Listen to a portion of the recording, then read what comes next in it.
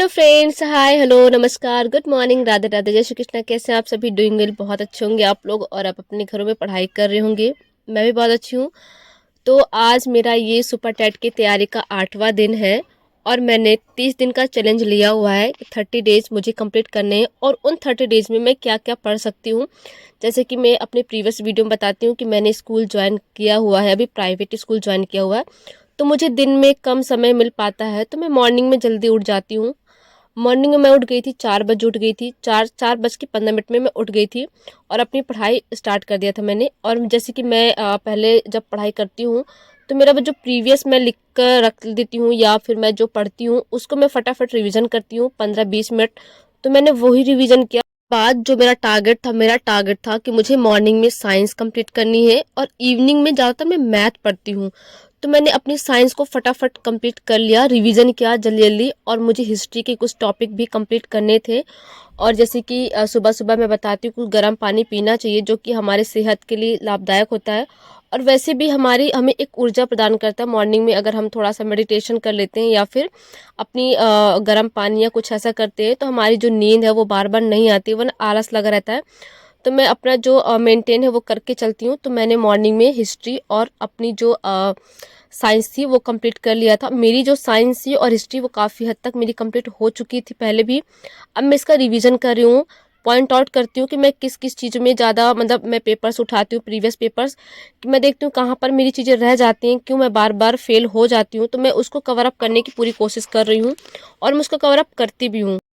देखिए, हमारे जो सुपर टेट की प्रिपरेशन है वो कोई एक दो सब्जेक्ट नहीं आती। किसी भी कॉम्पिटिटिव एग्जाम में एक दो सब्जेक्ट की बात नहीं होती है। आज मैं आपको बता दूंगी मैं क्या कैसे पढ़ रही हूँ और क्या क्या। जैसे कि मैंने पढ़ लिया करंट अफेयर। मैं अपना करंट अफेयर पहले प्रिपेयर कर लेती हूँ, 15-20 मिनट का करंट अफेयर होता है वो कर लेती हूँ, क्योंकि हमें बाद में एकदम से करंट अफेयर पढ़ने की, कोई बुक खरीदता है, कोई ये करता है। तो मैं बुक भी खरीदती हूँ, बट ऐसे एकदम से नहीं खरीदती हूँ कि मतलब मुझे पहले बुक खरीदनी है ये ऐसा वैसा। मैं पहले 15-20 मिनट का करंट अफेयर पढ़ लेती हूँ, कैसे भी पढूं, देखते देखते कर लेती हूँ।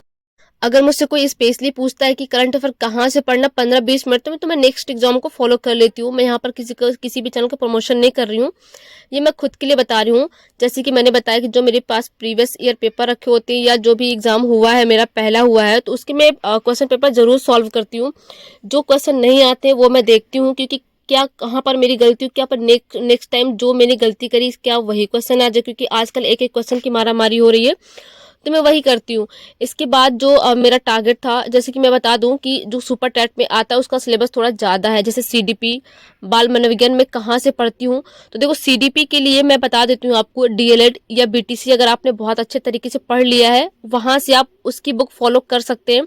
मैं भी वही बुक फॉलो कर रही हूँ, मैं कोई अदर बुक परचेज नहीं कर रही हूँ, क्योंकि अदर बुक में भी वही चीज़ें लिखी हैं। अगर आप किसी की बुक खरीदेंगे तो सबका सार लिखा लिखा हुआ है।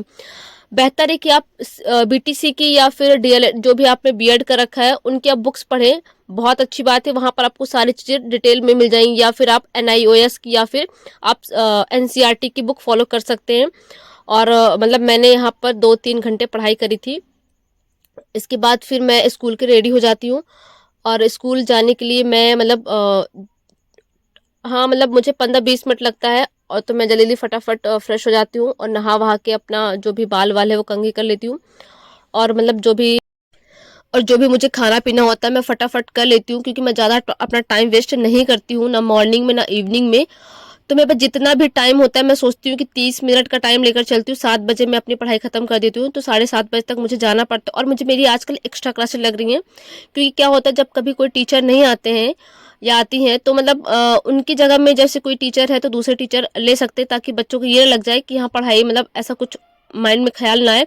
तो हम लोग सपोर्ट करते हैं, पूरा स्टाफ एक दूसरे का सपोर्ट करता है। कभी मेरी भी तबीयत खराब हो सकती है, तो आजकल मेरी एक्स्ट्रा क्लासेस लग रही हैं। जैसे कि मैंने बताया कि मैं उन्हीं सब्जेक्ट को लिया है मैंने स्कूल में भी, ताकि वो मेरे काम आए। तो मैंने साइंस और इंग्लिश ये सारे सब्जेक्ट मैं पढ़ा रही हूँ, 9, 10, 6, 7, 8, 9, 10, क्योंकि यही सारे सब्जेक्ट आजकल आ रहे हैं और एनसीईआरटी बेस्ड आ रहे हैं।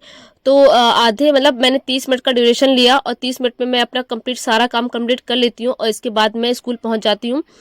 और जैसे मैं स्कूल पहुंचती हूँ तो रियली मुझे डेली अपने बचपन की याद आती है, कि मतलब क्या कैसे हम लोग भी भगदड़ भगदड़ जाते थे।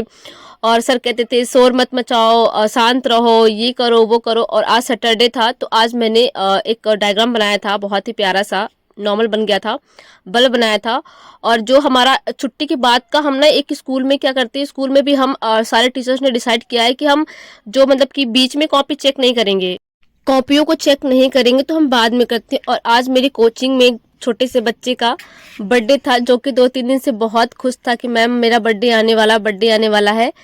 तो उसका हम लोगों ने बर्थडे छोटा सा सेलिब्रेट किया और बच्चा बहुत खुश था। मतलब मुझे भी बहुत खुशी होती है कि छोटी छोटी खुशियाँ होती हैं, हमें उनको भी इंक्लूड करके चलना चाहिए। देखो भाई, आज हमारे चुलबुल पांडे जी का बर्थडे है। चुलबुल पांडे, ठीक है, बहुत ही शालीनता के साथ, बस बिल्कुल सोने में जाना है, नॉर्मल लगना चाहिए कि आप, और हैप्पी बर्थडे बोलना है। Happy birthday.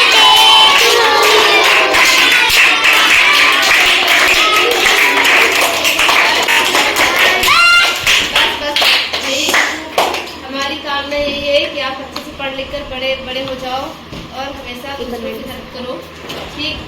तो आप अपना टॉफी फिल लेकर आए ना, प्लीज इधर बांट दो, ठीक, बांट दो भाई, सहयोग करेंगे इसका, ठीक है, बिल्कुल शोर नहीं मचाएंगे। कोशिश तो करो बेटा।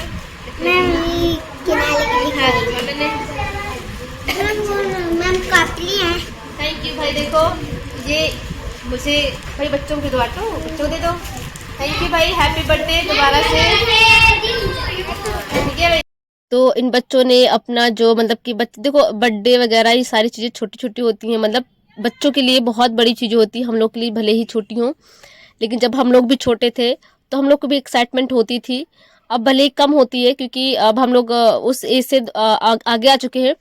तो अब, और इन बच्चों ने अपनी टॉफ़ी बाटी लेकर आया था, कह रहा है मैम मैंने काफ़ी टाइम से मैं पैसे इकट्ठे कर रहा हूँ, क्योंकि अभी जो मतलब हमारे जो बच्चे मेरे पास पढ़ने आते हैं वो बहुत बहुत अच्छे घर से, या बड़े घर कहूँ, कहना गलत होगा, मतलब ज़्यादा सुविधाएं नहीं हैं।